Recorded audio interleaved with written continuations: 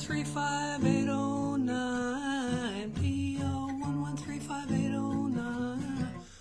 It's the strangest thing what you wake up with him running through your mind some days. Good afternoon, ladies and gentlemen. Your old pal Stevie Coyle here at Mighty Fine Guitars in Lafayette, California. MightyFineGuitars.com for you .commies out there. A couple of amazing guitars today, both built by Bruce Sexauer, wonderful builder. And but different names on them. This one is a Sexauer. Oh, hang on a second. Make sure I'm talking to you. I'm not blathering into thin air. Talk amongst yourselves. How you been? What's new? Anything exciting happened yesterday? Anywhere in the world? Anything eventual and well-deserved? Yeah, it looks like we're happening here. Good, good. Come on in. We're going out live. We got, there we go. Very good. All right. Back to the guitar. This one is a Bruce Sexauer. It's, he calls it the Corolla, the FT15. And it's called, he calls it a Corolla. It's kind of a double O, triple O kind of thing. Kind of double O-ish in the upper bout, triple O-ish in the lower bout. And 13 frets to the body, which is pretty hip. 13 frets seems a little weird. And at first it's really tough to get used to because you're so accustomed to, on a fingerstyle guitar, banging into the fingerboard, or into the body of the guitar, off the fingerboard, excuse me, at the 12th fret. This one goes to 13. This one goes to 11. This goes to 13. And what you probably heard me explain before, a 12 fret guitar versus a 14 fret guitar. Fingerstyle guitarists tend to like 12 fret guitars because the bridge on a 12 fret guitar gets pushed down into the middle of the lower bout where things get really percussive. It's like tapping a drum head, activating a drum head from the middle of the drum head, like there, instead of up closer to the, if the bridge were moved up closer to the sound hole, excuse me, you'd be off on the side, kind of the side of the drum head.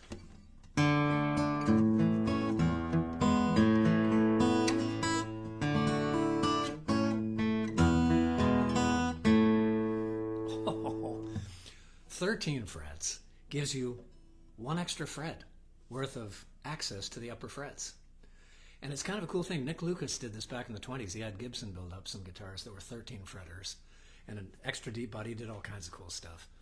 But the idea is sound. You get pretty much the 12 fret placement of the bridge in the middle of the lower bout, but you get one more fret access to the upper frets if you play the meedly notes up high here. Well, let me say hello. Hello.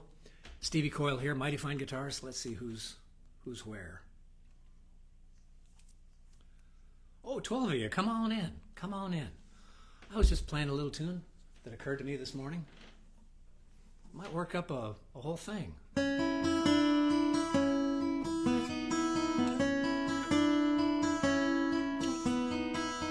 I can't think of the real lyrics. All I can think of is P01135309, P01135809. Couldn't tell you why. My goodness, what a lively, active sort of guitar. Made out of Chechen wood. Now this is Chechen on the back and sides, which apparently the sap and leaves of which are enormously poisonous. The wood is not. The wood is not. It's often called Honduran mahogany as well. Sounds a little more rosewoody to me, but let's take a look. Let's go to the big book and see what the Real Wood Bible has to say about Chechen wood. And that's what's on the back and sides there.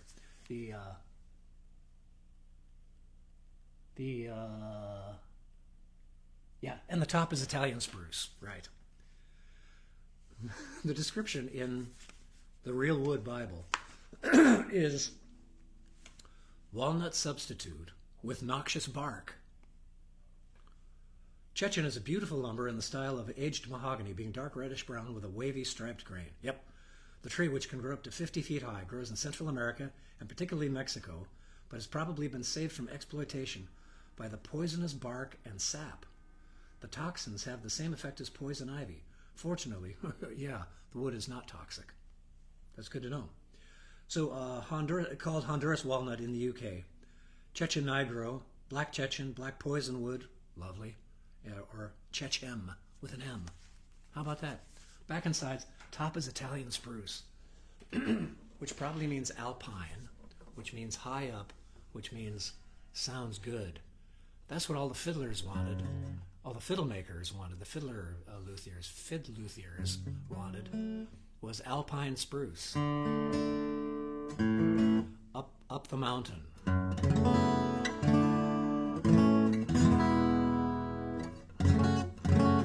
The fingerboard is on the wide side of 1 3/4, 1 13/16, or maybe even a little more than that. Nice and wide, again, maximized for fingerstyle. As I always say, you can play any kind of music on any guitar, but certain guitars are maximized for certain types of play.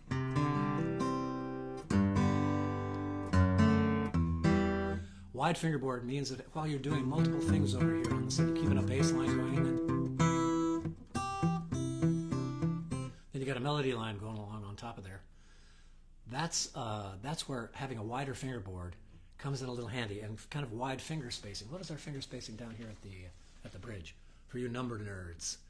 Long scale, 25.4, 2 1/4 at the bridge. That's what the spacing between the two E pins down here, bridge pins. And can you hear that? My goodness. Beautifully articulated. It hasn't got that big, fat, bassy sound that we all kind of grew up with dreadnoughts and whatnot. But tons of punch, and that low E just rumbles so beautifully. This guitar and the other one, which I'll show you momentarily, are both featherweight, really lightweight stuff. This one was built by Bruce Sexauer while another builder was watching him. This was kind of a tutelage session where Bruce was building while another builder was watching him do everything. Delicious guitar, just wonderful. Let me read you out the specs a little bit more here.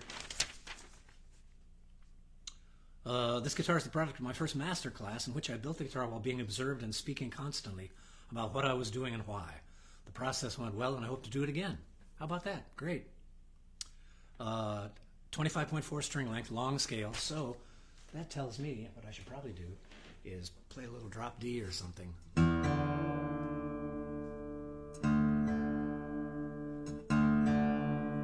going to take my own medicine, which I always suggest to other people, and I occasionally do myself, and that is tune up to a note rather than tune down to the note. If you tune up to the note, you can be pretty sure, physics being what they are, that the string is not going to continue to tighten itself. Whereas if you loosen down to a note to tune it, the string could very well keep loosening. That's physics, science.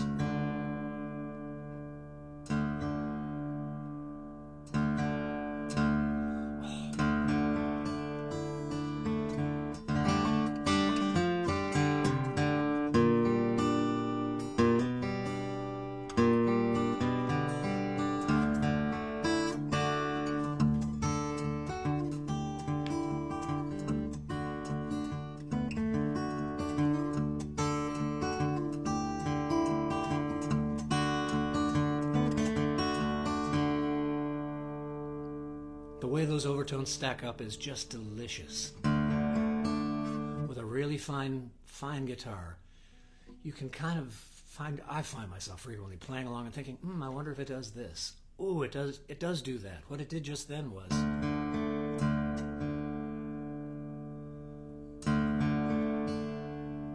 Everything lines up. I can hear those overtones combining, swirling around each other and continuing, but without getting tubby, without getting that kind of, dare I say, flaccid, tee-hee, that sort of sound. It's nice and tight. It's got a good, still got punch. And you can hit it hard because it's long scale. You can hit the string hard and it won't sharp out on you. Great stuff. Moving along to, let me check and see if there are any comments or questions so far. Welcome, everybody. Does it sound great, Tony? Good, good, good. Hi there, Mitch. I haven't seen you in a while. Miguel. Hi, Peter Rodman. Stay tuned, young man. Hi, John Reynolds. Are you still at the Fretboard Journal event? Great stuff. Hi, Steve Kahn. Tom Lamson. Checking in from Manteca, one of the M cities along the corridor there. Topher, excellent. Tara Covington. Pete Stern, Mike Nepper. Sorta Jenny. Yeah, it was sorta Jenny. Hi, Terry Brigman in Portland. Very good. Go Cowboys. David Onsog. COVID appears to be on the rise. Be careful out there. Yeah. True enough. Bunny Barnes, broken toe. What the? Really? Sorry to hear that. Man, oh man. Shared but in the doc's office. Thank you very much. Thank you, Bunny.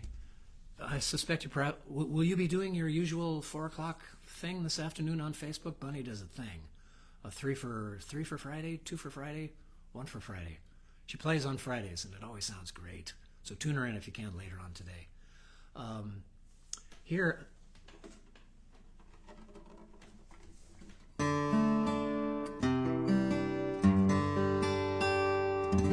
Now the previous guitar there, he's hiding out here. But the previous guitar is closely connected with Peter Rodman, who's a wonderful builder in his own right, and I have several of his guitars in the shop. Wonderful guitars and great value.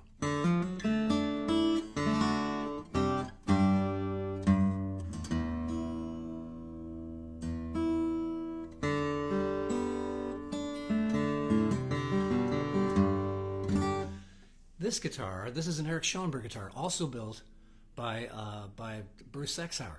Now, the pieces of this guitar were made by John Slobod and, who was the other one back east? And Julius Borges, I think. Yes, Julius Borges, but assembled by Bruce Sexauer here on the West Coast. And he did the varnish finish as well.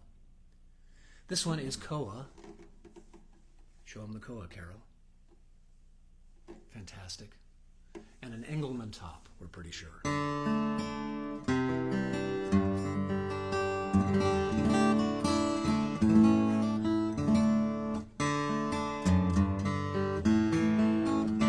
Both of these guitars have that intense articulation that you're looking for.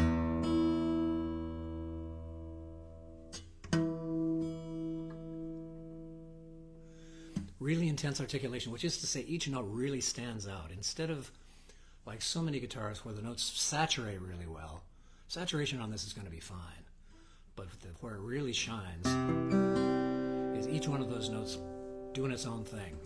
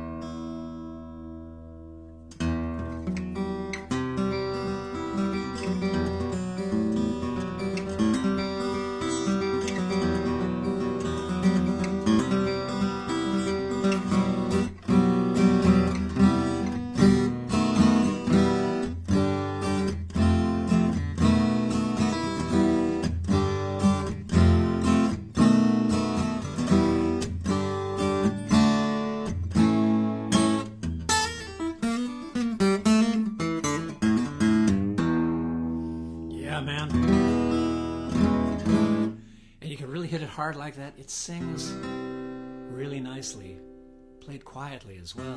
Both of these guitars do have a lot of singiness to them. Sometimes I hear myself say this and it sounds ridiculous, but I think the sound of a great guitar and of great guitar playing, everything sounds like the human voice. There are comparisons, really direct, valid comparisons to be made between the sound of the guitar and what's being played and the human voice. People talk about phrasing. And I think phrasing, for the most part, a way to sneak up on the idea of phrasing is to say, well, what could a human voice sing? David Gilmour leaps to mind. His solos. You can hear the singer inside the guitar breathing, taking breaths in. It's not just blowing note after note after note. That can be very impressive sometimes. But I think what a lot of us really respond to is the singiness, the vocalness. these guitars have a vocal quality to them that if I were to, this is a stretch, but follow me, come with me. If you can say that a guitar has vowel sounds to them, these guitars have this kind of cool ooh sort of sound. Instead of ah or e, like a big dreadnought would have ah, these are ooh, they've got roundness to them.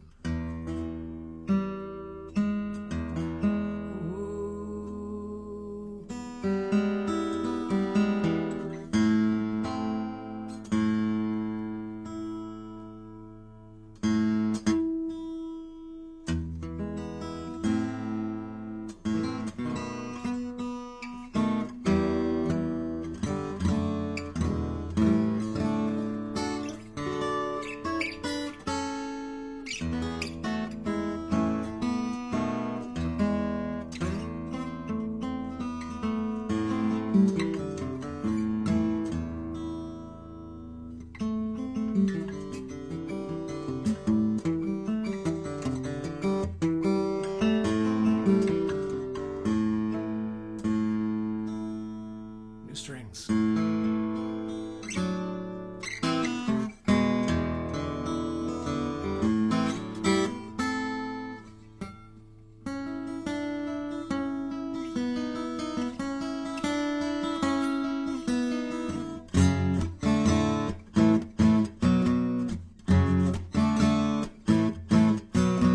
Oh boy, you couldn't go wrong with either one. This one, the asking on this one is $9,999.99. And the owner wasn't joking about that. He said, let's put that on the tag. Totally worth it. Big bucks, you bet. But it's a Sexauer guitar, and he builds fearsome guitars. The other guitar is tagged in the 12s, but the owner's willing to talk a little turkey on this one. So contact me, Stevie@mightyfineguitars.com. Pop a little note down in below here. Call me up, 925-268-8226. An easy mnemonic is yak, like shaggy, yak, ant, taco. Just press that out on your phone and I'll pick up the other end.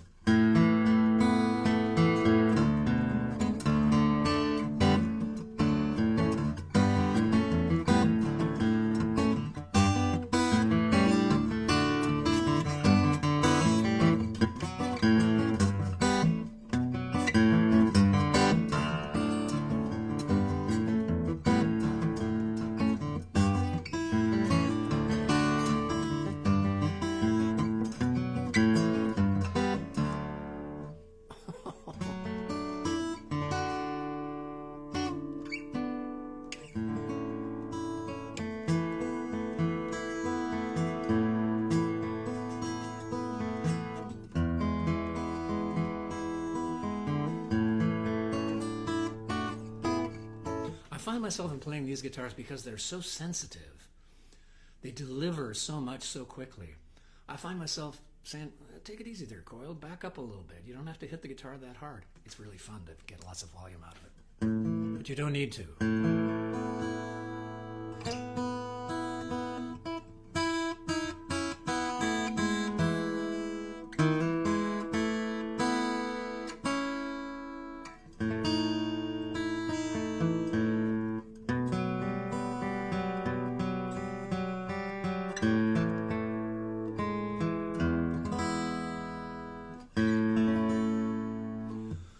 Fantastic guitars. If there's a way, give me a shout. Like I say, we can talk a little turkey on this one, priced in the 12s, but we'll talk. The other one is brand new in the shop and it's sticking pretty hard at 1 penny short of $10,000. And yes, these are high-end guitars, but life is short. And as my sainted granny from vaudeville used to say, frequently with a cigarette in one hand, a glass of whiskey in the other, or some Budweiser beer, God help us, and a plate of greasy chicken gizzards right next to her, who died of mysterious causes at 99, she would say, yeah, things are expensive, but the most expensive thing of all is regret. I'll just let that sit. Leave it to you to put that one together. Well, thanks for tuning in, everybody. Let me give a quick... no, you know what? I'm just going to tune out If you have any questions or comments, questions in particular, stack them up down in the thread below here. I'll get to them as quickly as I can. I'll pop this over to the Mighty Fine Guitars Facebook account as well, and then send it up to Instagram and YouTube as well. So you can always get back to this. If you can think of anybody that might be interested in either of these guitars or the other 65 fabulous guitars I've got in the shop, the website is pretty well up to date. I don't think I have the Schoenberg up there quite yet, but everything else is in pretty good shape. Stop on by. Hit the new products section in particular, because those are the most recent listings on the website. If you can think of anybody that's interested in either of these two guitars or anything else in the shop, please feel free to pass along, share this little video, or my web address, mightyfineguitars.com. Thank you very much, and see you next week. Next week, I think I'm going to be featuring a couple of lesser-priced cutaway guitars that are great values. So Joe Bob says stay tuned. Thanks for tuning in. See you next week.